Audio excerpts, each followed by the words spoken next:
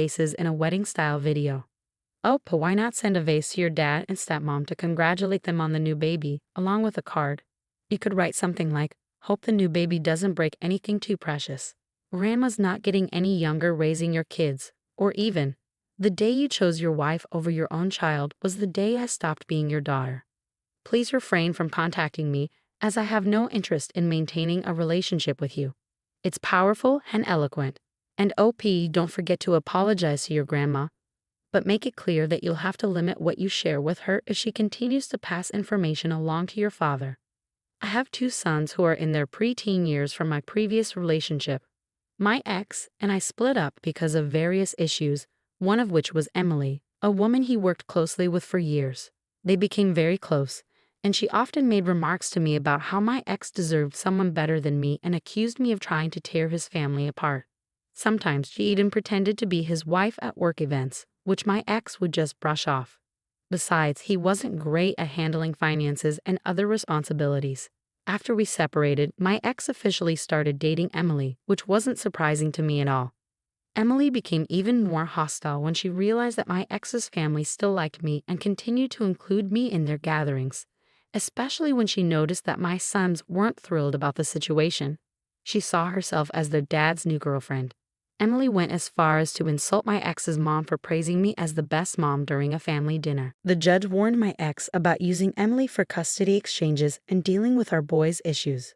She had confronted me multiple times during exchanges, showing hostility and even saying things that could be seen as trying to turn the kids against me. Despite the warning, my ex continued to let her handle things, and he was fined for disobeying the judge's orders. He was told that if it happened again, custody arrangements would be changed. Lately, there's been more attention directed towards me.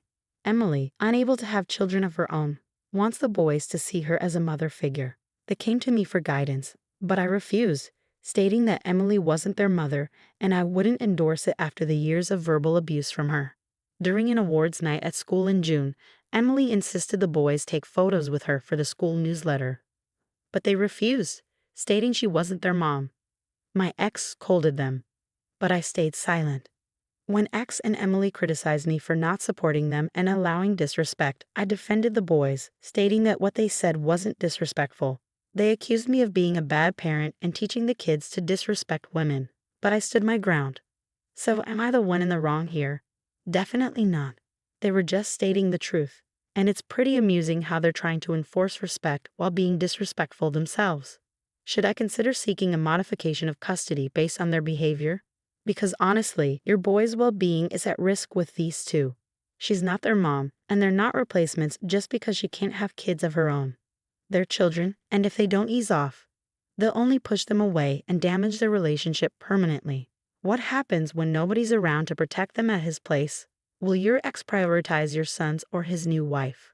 Let's face it, they were emotionally involved at least. How blind are Emily and your ex? This is exactly how most kids feel about their dad's new partner. They're never going to see her as their mom.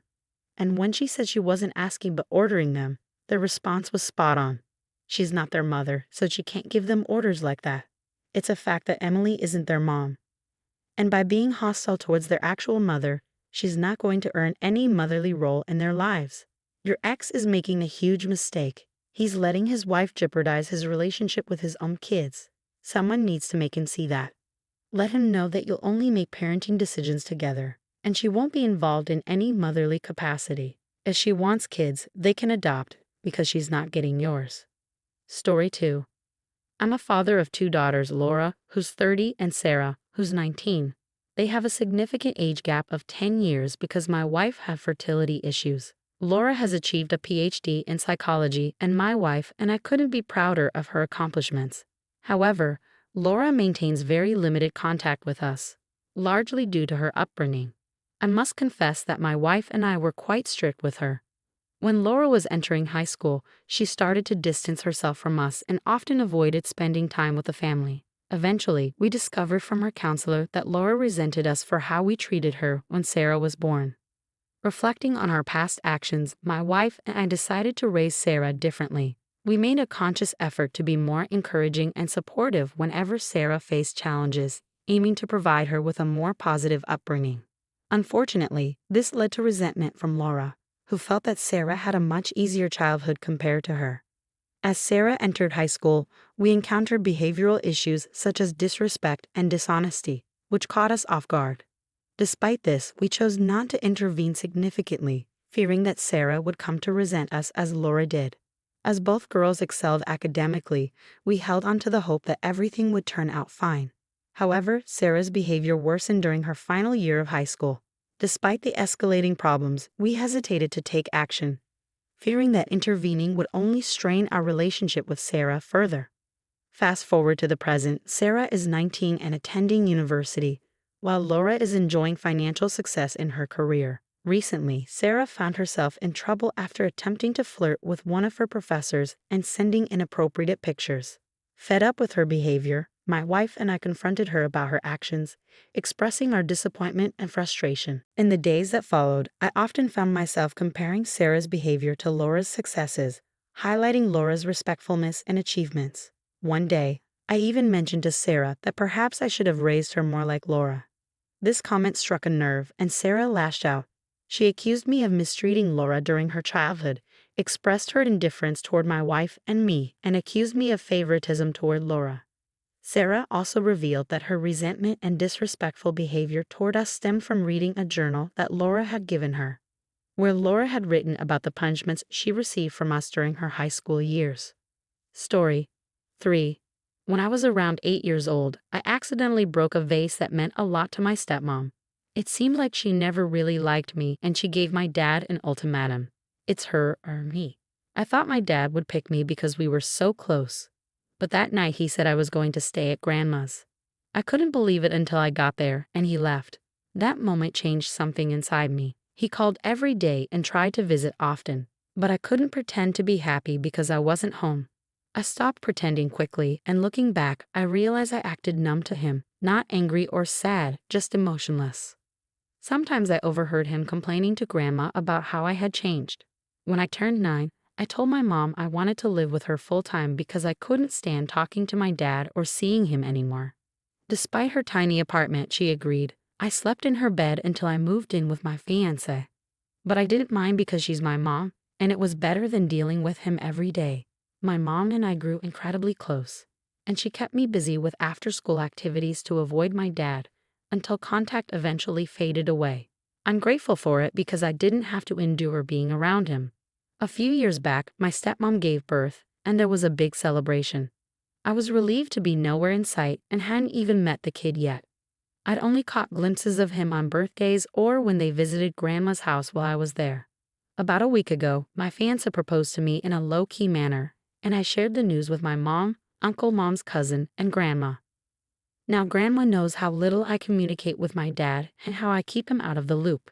So it was quite unexpected when my dad called, inviting me to a family dinner to introduce my fiancé and meet my new baby brother. I made up an excuse because I wasn't interested. Grandma was the one who spilled the beans, and I ended up getting mad at her, even yelling for telling my dad about my upcoming marriage. Not long ago, I received a text from my dad chastising me for involving Grandma in my issues with him. As much as I hate to admit it, he was right about that. So he sent me packing to Grandma's because he couldn't be bothered, and now he wants to pretend everything is fine. No way. All I need to say is that my fiancé and I, thanks for the congrats, have no desire to have dinner with a man who chose his wife over his child because of a broken vase.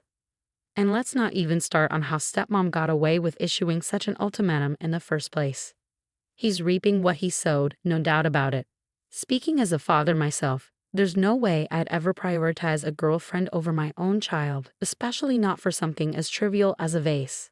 I'd probably burst out laughing if she ever tried to give me an ultimatum like that. It seems like both dad and stepmom are a match made in heaven, if you ask me. Honestly, I'd be tempted to send them a goodwill vase with a sarcastic note like, "Since you missed the wedding, here's a vase you can walk down the aisle anytime you want." Or maybe even a photo of the vase dressed up like a bride. If the OP is Jewish, perhaps she and her fiancé could film themselves smashing vases in a wedding-style video. OP, why not send a vase to your dad and stepmom to congratulate them on the new baby, along with a card? You could write something like, "Hope the new baby doesn't break anything too precious. Grandma's not getting any younger raising your kids." Or even, The day you chose your wife over your own child was the day I stopped being your daughter. Please refrain from contacting me as I have no interest in maintaining a relationship with you. It's powerful and eloquent. And OP, don't forget to apologize to your grandma, but make it clear that you'll have to limit what you share with her if she continues to pass information along to your father. I have 2 sons with my ex, both in their tween years. Our relationship ended due to various issues, one of which was Emily, a colleague my ex became close to. She often belittled me, claiming my ex deserved better and that I was trying to break up their family. On multiple occasions, she even pretended to be his wife at work events, which my ex found amusing.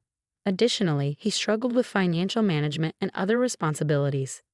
After our breakup, he officially started dating Emily, which didn't surprise me. Emily's hostility escalated when she realized my ex's family still respected me and included me in gatherings, despite my boys not being entirely happy about her presence as their dad's new girlfriend. She even insulted my ex's mom for praising me as the best mom during a family dinner. The situation worsened when the judge warned my ex about using Emily to handle custody exchanges and issues.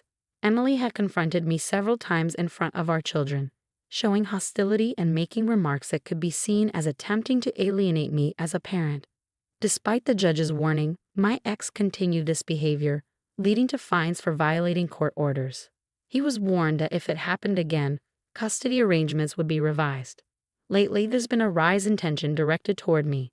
Emily, unable to have children, desires the boys to see her as a mother figure. They sought my assistance, but I declined, asserting that Emily isn't their mother, and I won't encourage them to view her as such after the years of verbal abuse from her. During an award ceremony at school in June, the boys were asked by Emily to join her in photos for the school newsletter. They declined, stating she wasn't their mom, so she couldn't make such requests. Despite their refusal, my ex reprimanded the boys, while I remained silent. When confronted about not supporting them, I defended the boys, explaining that their response wasn't disrespectful. However, my ex and Emily insisted I should have intervened and not allowed such perceived disrespect. They accused me of being a bad parent, claiming I shouldn't have allowed the boys to act that way, and accused me of teaching them to disrespect women. So here I am, wondering if I'm the one at fault. No, you're not. They simply stated the truth. It's also quite amusing how they're insistent on avoiding disrespect. But does this behavior warrant revisiting custody arrangements in your favor? Frankly, the mental well-being of your boys is at stake with these two. She isn't their mother, and are not substitutes because she has fertility issues. They're just kids, and if they don't back off, they'll only alienate them and damage their relationship irreparably. What happens behind closed doors at his place when no one's there to protect them? Would your ex prioritize your sons or his new wife? Let's not ignore the emotional affair they had, at the very least. How blind can Emily and your ex be? This is precisely how most kids feel about their dad's new partner, and they're unlikely to accept her as their mom.